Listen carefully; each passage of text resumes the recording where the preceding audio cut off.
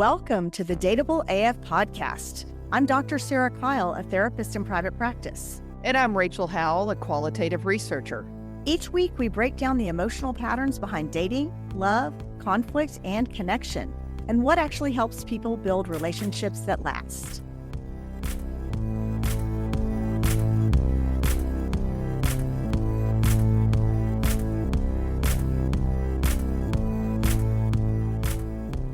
Hello, everyone. Welcome to Season 3, Episode 9 of the Dateable AF Podcast. Today, we are talking about owning it versus explaining it, what accountability looks like in real life. And I am really wishing that I had recorded our pre-show conversations for you and our audience, because we have covered some good topics, but unfortunately, they are not fit for public consumption. So we're just going to segue right on into this talk.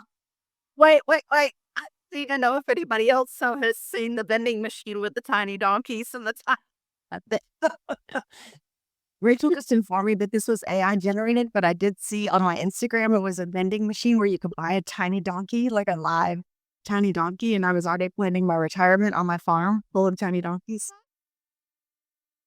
I've been Hershey's. Parents farm ever. She was hard. She's leveling so hard. All right. Well, on to our topic. Accountability is something that shows up in my therapy practice a lot. People, for some reason, have a very, very hard time taking accountability for things. People end up just in conversations that go nowhere. You try to talk about something that hurt you. The other person explains their intention, their stress, their perspective, why something happened. By the end of the conversation, you might understand that person better, but you don't actually feel better, because that's the difference between explanation and accountability. Accountability is more than just explaining why something happened. And so today we're going to talk about why those two things get confused and what real accountability looks like in relationships. I'm venture to guess that most of our audience probably wouldn't be able to tell you the difference between a true accountability, because I think it's a very hard thing to do, and I think most of us are pretty bad at it. I think you're right. When somebody explains themselves, it can sound thoughtful. It can sound like they're being reflective. It can even sound like growth sometimes. To be fair, explanations are not necessarily a bad thing. Context matters, like why you did something or why you said something. That matters sometimes, but explanation typically focuses on the person who caused the impact, and accountability focuses on the experience of the person who was affected. That shift is where repair actually begins. So why don't we talk about what real accountability includes? Well, real accountability usually is, it has several elements. So naming what happened without minimizing it. Yes. Recognizing the impact without arguing with it. And I think that's probably a really difficult thing to do. Whenever you've done something, somebody's told you that it's hurt their feelings, and even if you say, I'm sorry, and you may truly feel you're sorry, the desire to need to follow that up with an explanation about why you didn't mean to do it it's a compulsion. I mean, again, most people really do it. Yes, I only did this because you did that. That's not accountability. I really like what you said about naming what happened without minimizing it. When I didn't kiss you goodbye, it hurt your feelings. Instead of saying, when I didn't kiss you goodbye, it was because I was in a hurry and you were in the other room and I was trying to rush out the door. Like, okay, that doesn't make the person feel better. So recognizing how that impacted them and not trying to argue about it. Taking ownership of your role in the situation. And I think also showing willingness to adjust your behavior going forward. I had a conversation with my mother the other day, sort of related to this topic. And we had a moment where we were doing this dance because she's not wanting me to go to Mexico City. and all the reasons why I should be terrified. And so oftentimes I just say, okay, well, I'm sorry. I'm sorry I'm worrying you, and I'm going to be okay. And I'll check Mhm. in. Mhm. But this time I did not do that. I did the argument of, I said, Mom, I'm in schools where I am much more likely to be killed by a very mentally ill white boy that oozies a bunch of elementary kids than I am in Mexico City. And that's just factual. Mhm. Oh, Yep. and as soon as I did it, and my mom got really quiet and she said, Rachel, her response was, I can't wait to hear this.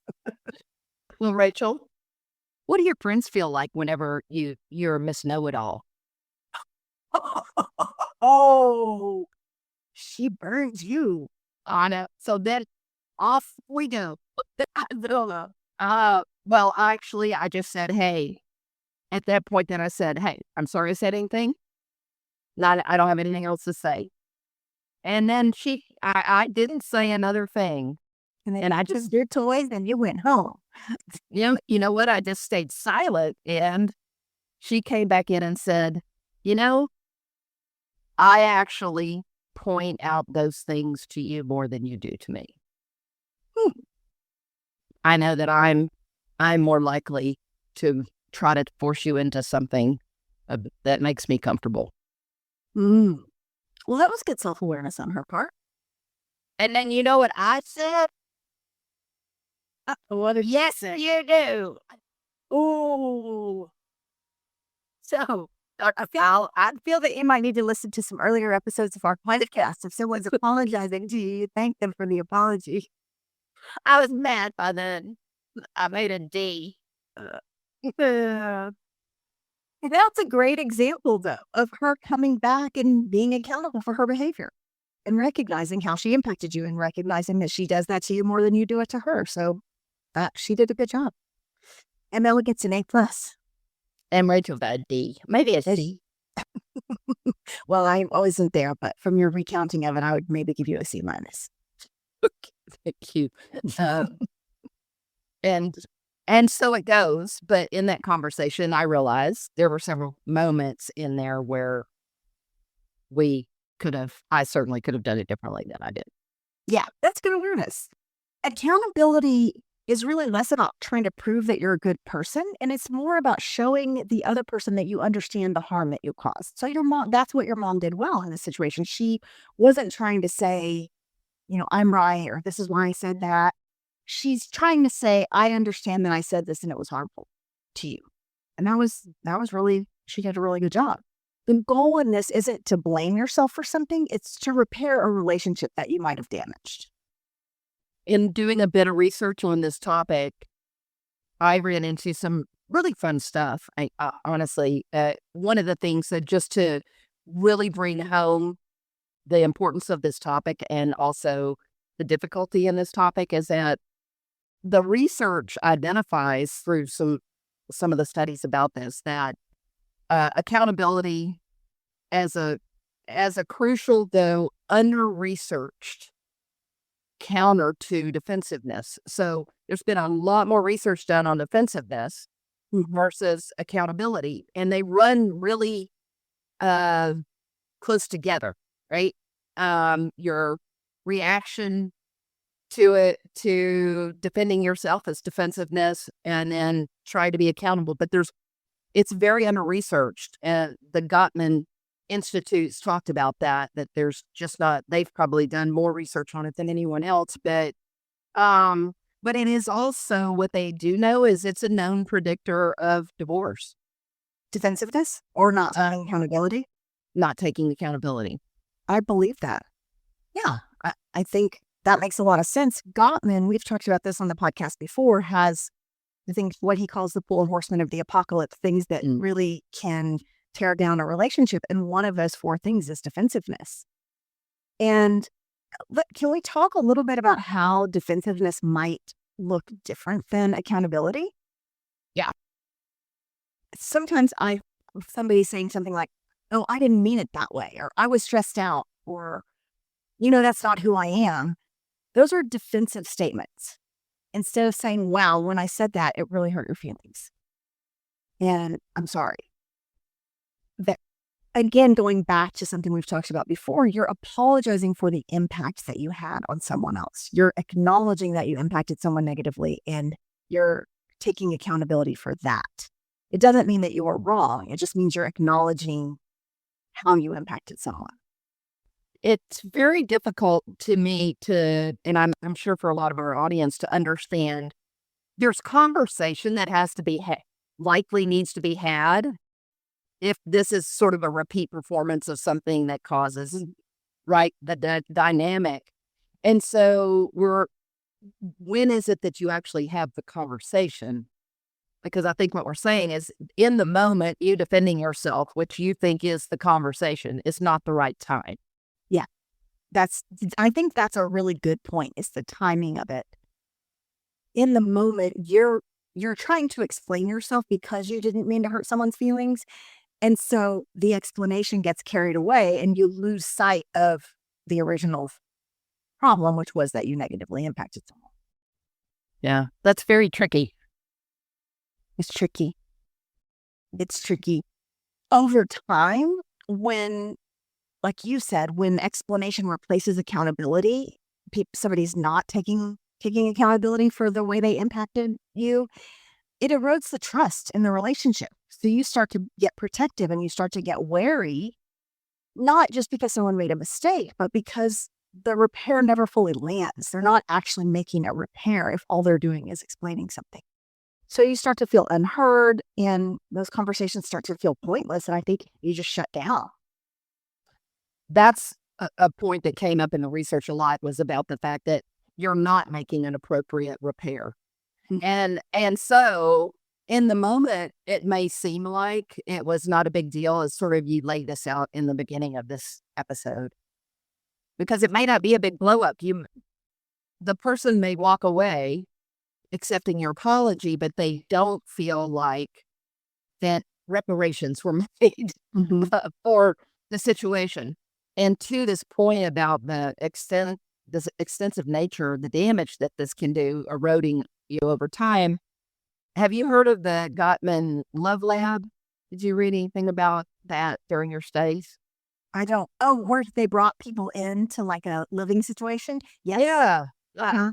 They brought newlyweds into a living situation who obviously realized they were human subjects. And so they were being studied, but they were being studied around, they were being observed and also had heart rate monitors on and several different measurements of what was going on with them. But they were observing them having their daily lives, which included them having arguments and dealing with this very thing that we're talking about. And that their vitals were pretty wacky whenever around this very scenario of just this unresolved conflict, so to speak, but really about not being hurt. Mm-hmm. And then the other piece that kind of went with that was just that there was some data, or strong data around structured, they call them structured accountability practices. So couples that actually have structured accountability practices, that's associated with 47% higher relationship satisfaction and 58% fewer conflicts. So a structured accountability practice would be sort of a formula that you follow when... Yes, the impression I had with that was that it was you had some, very much like you give your clients sort of some steps as like, when this happens, try this, then this, then this, and don't go to this. Try to really, and so yeah, I think that's what they were referring to, is just some good agreements about how you're going to deal with those things when it comes up, that were around both people being heard and not, and really having that accountability in place. Yeah, I think that's important to have some structure and know how to how to move forward if you get stuck like that. Well, let's talk about what you could say instead. So if your tendency is to say something like, I didn't mean it like that, or I was stressed out, or that's not who I am. What could you say instead that actually is accountability? I see how that affected you. Yeah, that's so simple, Pretty simple. straightforward. I see how that affected you. And if you think about those words, you're not saying, I was wrong, I messed up. You're not saying any of those things, which is where people get stuck. Well, it's true. I had a couple in my office this week that it was a husband and wife, and the wife's a very laid back person and the husband is a very structured person. And the wife was doing something that was kind of benign. And the husband walked in and was like, what are you doing? Why are you doing it that way? And she just kind of shut down. And they both had their own explanation. She's like, this didn't seem like a big deal to me. So she's explaining why she was doing the thing. And he said, anyone would know that that's not the way it's supposed to be done. So he's explaining why he reacted the way he did. And neither of them paused to say, man, I see how that affected you. And if they had just said that, the whole thing would have been over. But instead, this turned into an argument that lasted for like 48 hours. Yeah. Was it one of those where they went to bed mad and then they didn't talk to each other? And They did. They went to bed mad. They were mad the whole next day. Then they went to dinner and they were still mad. And it was a whole thing. And if one or both of them had said, oh, I see how that affected you. Or I can understand why that hurt. I can understand why that upset you. That's all it takes usually to change the dynamic. And even better if you can genuinely say, I want to do this differently next time. If that's not genuine, then don't say that. But if one or both of them had been able to say, yeah, I'd like to do that different if it happens again. this makes me think about that argument where you're mad in the moment, you don't address the root of what really hurt you. The root of what really hurt was because they didn't stop one or the other and say, oh, I see how that affected you. Mm-hmm. So they spent 48 hours mad at one another. We've all done this. When you get asked about why you're mad, like what's going on, you can't even tell why. Because when you start to try to explain what's not really the truth, it doesn't make any sense and you sound stupid. Mm-hmm. Yeah. Yep. And I think that takes some self-awareness too, to realize that this, in the big scheme of things, this isn't going to alter our lives in any dramatic way. So why am I getting so upset? Why am I staying in a fight for 48 hours about something? This technique that we're talking about, it doesn't require perfection. You don't have to do these things perfectly, but you have to be present and you have to be in tune with what the experience is like for the other person. You have to buy in. You really do have to buy into you're not trying to win something. Oh, man. I wish that's probably one of our takeaways from every podcast. It's a team sport, people. If your teammate loses, guess what? You're on the same team as them and you lose too. Like, you got to help your teammate win. You need to read Crucial Conversations. Yeah, exactly. But I mean, it is actually rather simple thing to think about is backing away. And when these things come up and thinking, am I in a zero-sum game here? Is this a situation where I am trying to come out as a win? There's going to be a winner and a loser here. Yeah. And you can do that in your head because I reflect back on that conversation with my mother. Mm-hmm. And if I had just stopped myself, I would have known that there was going to be a winner and a loser, and I was the loser. Yeah. Yeah, that's true. It's true. And the truth is, there isn't really a winner because neither of you felt great about that conversation. And if you had said something, well, let me ask you, what could you have said differently when she said, I can't believe you're going to Mexico City. It's dangerous. What could you have said? The same thing that I actually have said a million times, which is, I am sorry that it worries you. And I really hope that, I'll stay in touch with you. And I will not, as I always say to her, I won't take any unnecessary risks. I won't go anywhere by myself. I won't venture out by myself. I will make sure that I only go to safe places. Yeah, like, thank you for caring about me. That's real simple. Yeah, it means so much that you care about my safety. Yeah. That would have probably, I don't know that would have soothed her, but I don't know that anything you could say would soothe her. So I think you're right. Like, I can see that it worries you. I see the impact of my trip on you. Well, and she did end up saying, hey, I'm your mother. I love you. And I'm going to worry about you no matter how long you live or no matter what. That's that's what I'm going to do. And I said, and I love that you care that much for me. Yeah. Yeah, of course. So that's kind of a simple ending where everybody gets to win. I think owning the impact, owning the way that you impacted the other person, it shifts the conversation from defense to connection. It allows space for you two to really connect with each other. And that's when the repair becomes possible. Yeah. That's, again, I know this in my head, as I know a number of our audience. To intellectualize it is one thing, but to actually own it and own the skill to do it is it's a different story when you're in that place. Yeah. Yeah. The pause seems like the most important thing. I'm just thinking about myself personally because I do want to be quick to explain why I didn't mean to hurt you, or there was a reason why I did this thing that was hurtful, and that's not helpful.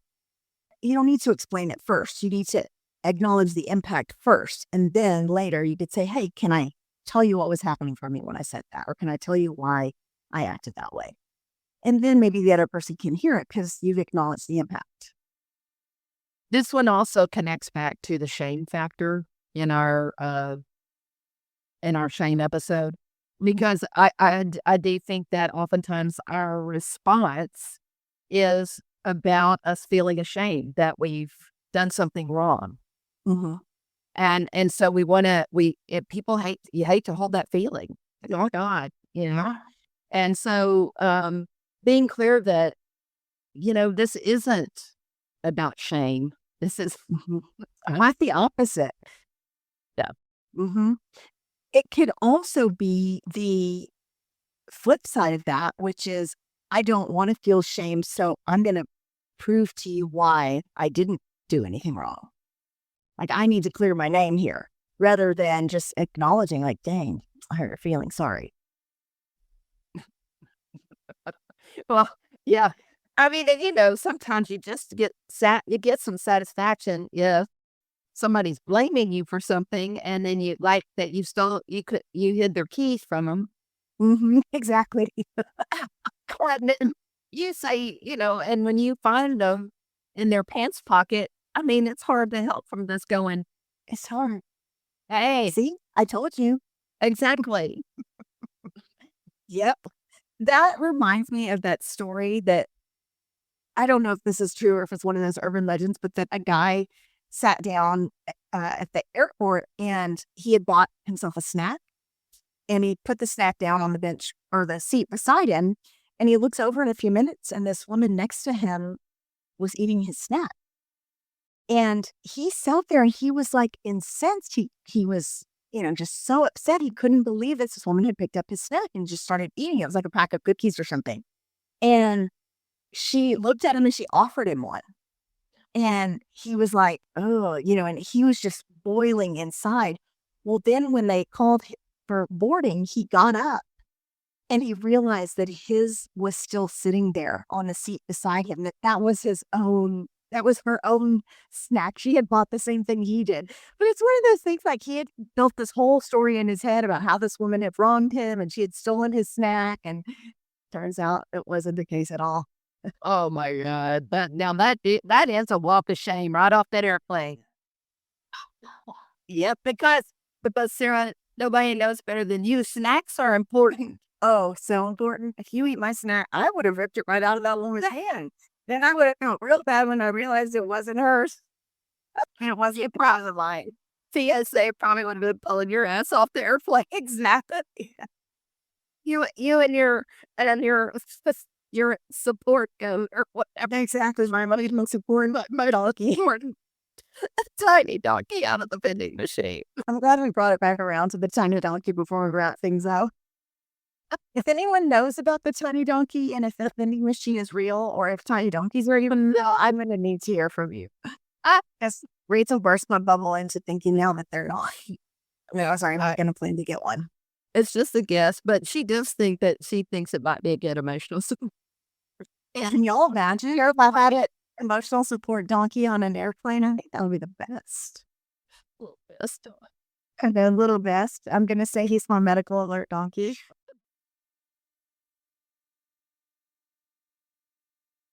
Oh, Glad you can tie that back in somehow. I was thank you. I do what I can. And I appreciate that. Well, before we diverge too much into tiny donkeys, why don't we talk about the takeaways we want folks to get from this episode about accountability? Okay. Well, explaining your intentions doesn't repair impact. I think that's a big one. It's just because you said it festers. Like you think you're doing something good, but it's not repairing anything. It's actually hurting. Disconnecting. Yes, absolutely. Also, accountability isn't about shame. Like you said, it's about taking responsibility. And we almost always feel better when we take responsibility for our actions. Yeah. And you don't have to be perfect to be accurate. I mean, seriously, folks, being honest with yourself, if you're a perfectionist, these things typically are harder for you because the mere sense that you've done something wrong makes it really difficult for perfectionists, I think, to be good in this arena. Yeah. So it's not about perfection. You're right. Also, you just have to be willing to face what happened and be willing to move differently in the future. If you can do these 4 things, it's going to make a big difference in your relationship.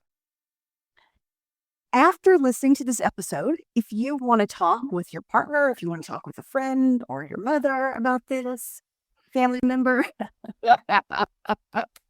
here are a couple of questions. When something goes wrong between us, do we tend to explain more than we own our own behavior? And if so, what could we do differently that would help us feel truly repaired? So talk about that with your people and let us know how the conversation goes. Please DM us, Instagram, we are at Dateable AF, or you can email us, old school, info@dateableaf.com. And please follow us on Instagram and connect with us. We love hearing from you. If this conversation made you think of someone in your life, share the podcast with them, and that's how our community keeps growing. As always, we want to thank you for listening to the Dateable AF podcast, where we help you find your happy ending. And remember, be bold, be kind, and for the love of self-respect, don't text your ex. Stay dateable. AF.